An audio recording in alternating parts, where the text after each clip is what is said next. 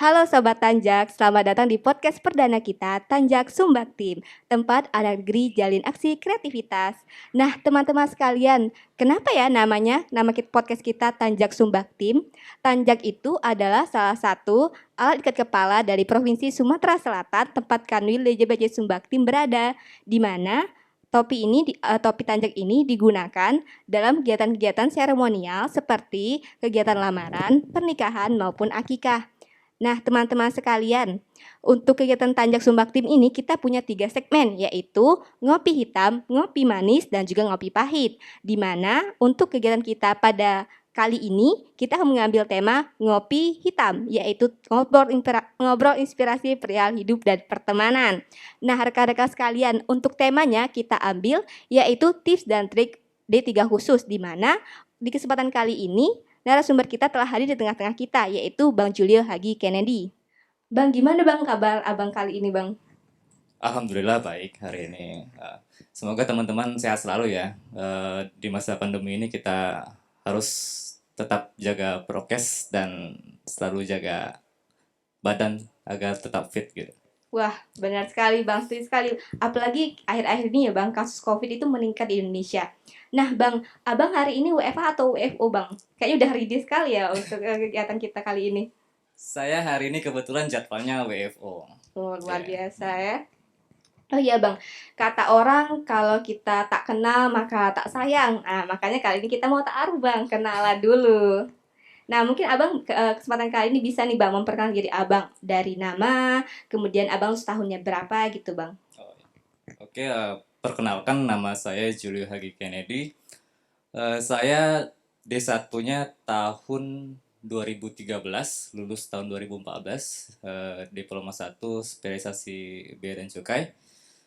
Terus untuk diploma 3-nya saya ngambil jurusan Bea Cukai. Jadi setelah D1 saya masuk di D3 itu tahun 2018. Nah, di tahun 2018 itu saya udah percobaan 2 kali nih. Wih, yang kedua ya Bang, Yang luar kedua dan biasa. kedua dan yang terakhir. Karena pertama kali itu saya tahun 2017. 2017 itu saya belum beruntung. Jadi saya ikut lagi di tahun berikutnya. Oh, seperti itu Bang. Nah Bang, Abang kan udah di kesempatan kedua dan yang terakhir ya Bang. Ya. Berarti motivasi Abang itu apa Bang? Kan orang macem-macem ya, beda-beda. Ada yang memang mungkin karena mengejar karir, ada juga yang mungkin karena mau nyari kenalan atau lingkungan baru, atau jangan-jangan Abang mau cari jodoh ya? Saya sih lebih untuk jangka panjangnya ya, kalau misalnya untuk saya lanjut ke D3 khusus itu untuk self development gitu. Jadi untuk pengembangan diri saya sendiri gitu, untuk organisasi juga, biar kedepannya saya bisa bekerja lebih baik lagi dan mengembangkan kapasitas diri saya gitu. Walaupun di sisi lain di D3 khusus itu atau tugas belajar itu ada bonusnya gitu, berupa naik pangkat. Kadang teman-teman ada yang ngincer itu juga kan, Iya, naik pangkat lebih cepat gue gitu ya Bang. tubel nih, lulus mau naik pangkat aja nih gitu. Ada yang kayak gitu ngincernya kan. Cuman kalau untuk jangka panjangnya self development gitu, untuk mengembangkan diri. Ya, mungkin boleh ceritain juga ya Bang, kenapa Abang milih D3 BC nggak D3 akun? Karena kan di tahun Abang ya Bang, D3 khusus untuk Bea Cukai itu baru ada ya Bang. Ya. Nah, apa karena kayak wah ada saya kan di satu BC harus masuk D3 BC nih, atau karena aduh kayaknya kalau akun berat deh kayak gitu. Karena saya di tahun 2017 itu milihnya akun ya, jadi ya akun kayaknya berat deh untuk persaingannya, karena bersaing dengan teman-teman eh, dari pajak, dari BC juga banyak kan, dari eh, Kementerian Keuangan lah, seluruh Kementerian Keuangan yang D1 ikut di akuntansi itu bercampur. Nah, saya orangnya realistis aja, karena kalau BC kan karena pertama kali nih BC nih, jadi karena saya udah punya background sebelumnya di D1 BC, ya saya ambil D3 BC juga. Dan saya juga dengar info-info dari senior-senior sebelumnya yang sudah mengikuti D3 khusus, yang akuntansi khususnya. Di akuntansi itu katanya walaupun kuotanya banyak ketika pendaftaran, itu yang bikin terlena teman-teman.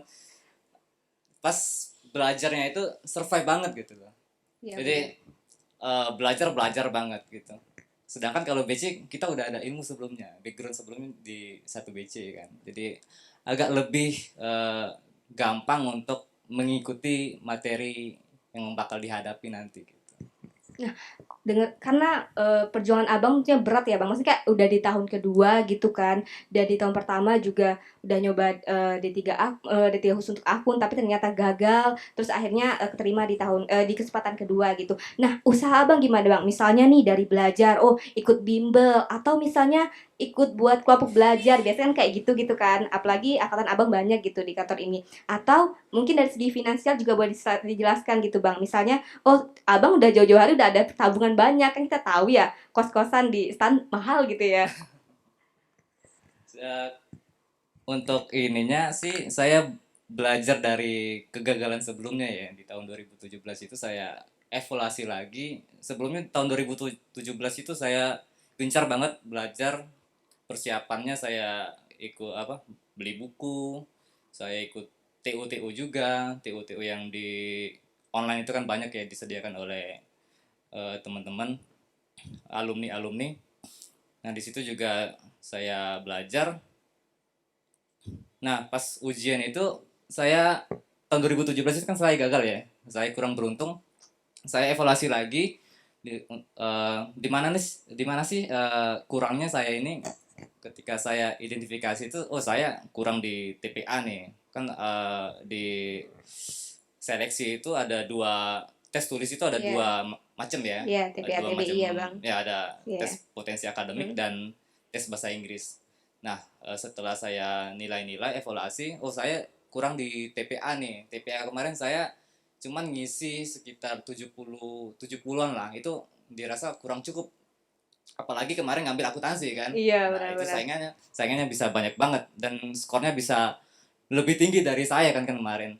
Nah, setelah itu saya evaluasi di tahun kedua. Di tahun kedua saya belajar dari kesalahan itu. Saya lebih giat lagi belajarnya. Saya eh, lebih ke manajemen waktu ya, manajemen waktu dan komitmen. Eh, Manajemen waktu karena saya sambil bekerja juga, bekerja saya juga di dalam kegiatan pengawasan ya. Jadi harus diatur waktunya, kapan kerja kapan belajar. Jadi saya itu ketika pulang kerja belajar, Luar biasa ya, pulang kerja belajar, ambis disempet-sempetin bisa di mana belajar, saja, luar biasa, harus ditiru. disempet-sempetin belajar karena saya nggak mau mengulang kesalahan yang Sama ya, sebelumnya. ya. Pokoknya tahun kedua itu saya tahun terakhir, percobaan terakhir, dan mau nggak mau saya gue harus lulus nih, atau lu nggak sama sekali lulus gitu, tergantung lu pilih yang mana gitu kan. Nah saya milih yang kerja keras untuk lulus ya. Saya belajar di sela-sela kesibukan saya, malam saya coba-coba bahas soal, belajar ya ringan-ringan aja gitu. Tapi saya komitmen dalam seminggu itu pokoknya saya harus ada kayak tryout mandiri gitu. Walaupun tryout mandiri bukan tryout yang berbayar itu ya, Iya, yang maksudnya dari mandiri ya. aja gitu. Kita ngetes ini kita ke pemahaman kita tentang soal-soal itu, yang latihan, soal latihan. Pokoknya dalam satu minggu itu saya ada tryout mandiri. Pokoknya harus ada gitu, harus ada. Nah, itu apa persiapannya berapa tahun atau berapa bulan atau berapa minggu sebelum nih, Bang? Soalnya kan kalau dari cerita Abang tuh bener-bener tiap balik kerja itu harus ambis belajar gitu. Saya menyempatkan diri belajar gitu, Bang. Sebenarnya nggak ambis juga sih Oh, sebenarnya. enggak. Nggak Cuman ambis juga, saya bukan tipe yang ambis ya. Cuman saya biar lebih giat aja gitu, lebih giat aja belajar itu. Itu persiapannya 3 bulan sebelum. Biasanya kan dalam pengumuman itu biasanya awal-awal tahun ya, iya, bener, sekitar Bang. April Mei gitu kan. Nah sebelum itu awal-awal tahun saya udah coba belajar.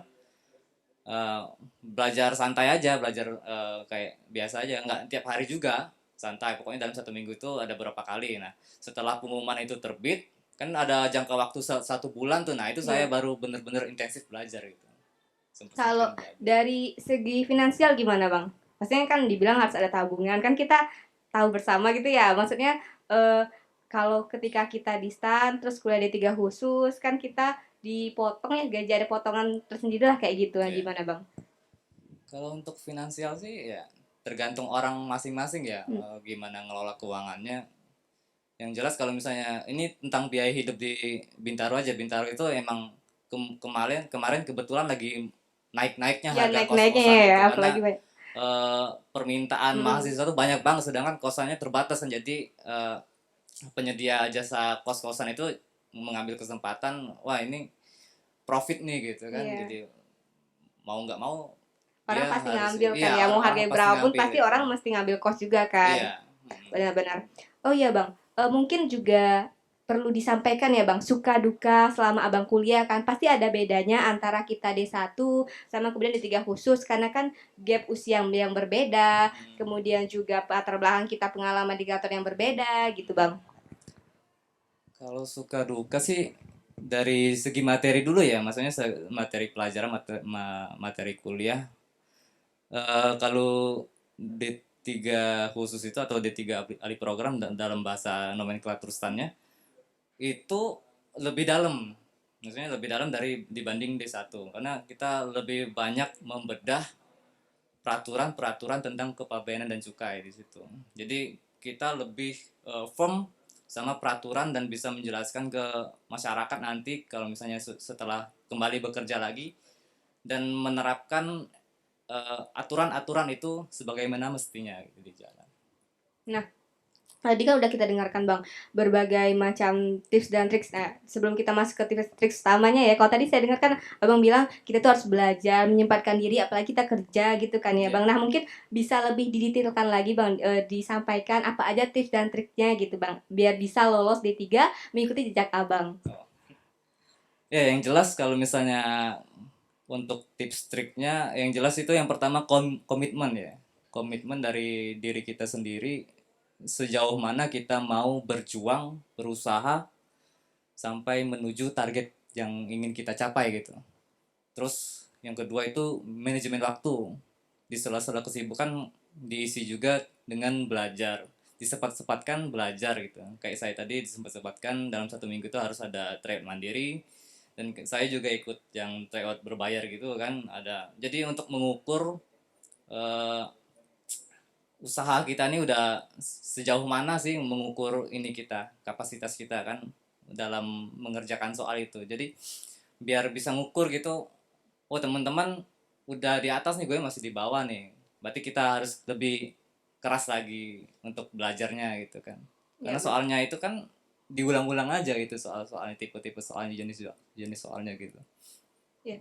Berarti dapat kita simpulkan ya Bang, untuk yang utama dan tips dan trik dari Bang Julio kali ini tuh adalah motivasi, komitmen kita Komitmen. dari dalam diri kita sendiri ya rekan-rekan sekalian. Nah mungkin bisa disampaikan Bang, pesan sebelum kita penutup pada acara podcast kita kali ini. Mungkin kata-kata penyemangat atau misalnya mungkin eh, hal-hal yang harus diingat sebelum kita menuju D3 khusus gitu Bang, itu boleh disampaikan juga Bang.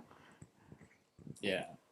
Untuk teman-teman yang mau lanjut lagi nih ke D3 alih program atau tugas belajar, usaha semaksimal mungkin dan jangan lupa berdoa.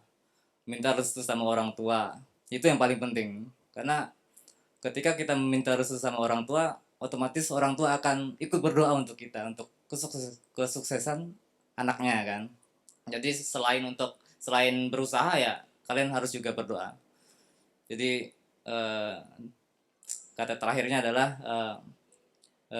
do your best, let God do the rest gitu. Luar biasa ya quotes dari Bang Julio. Oke, terima kasih Bang Julio atas tips dan triksnya yang luar biasa. Nah, sobat tanya sekalian, masih penasaran kan dengan lanjutan tema kita kali ini terkait tips dan trik D3 khusus? Kita masih punya podcast lanjutannya dan ini makanya kita harus stay tune terus ya. Jangan lupa juga kami ingatkan untuk sobat-sobat Tanjak agar terus menjaga kesehatan dan juga protokol kesehatan. Jangan lupa untuk like, komen, dan subscribe akun Kanwil DJBC Sumbaktim. Bye!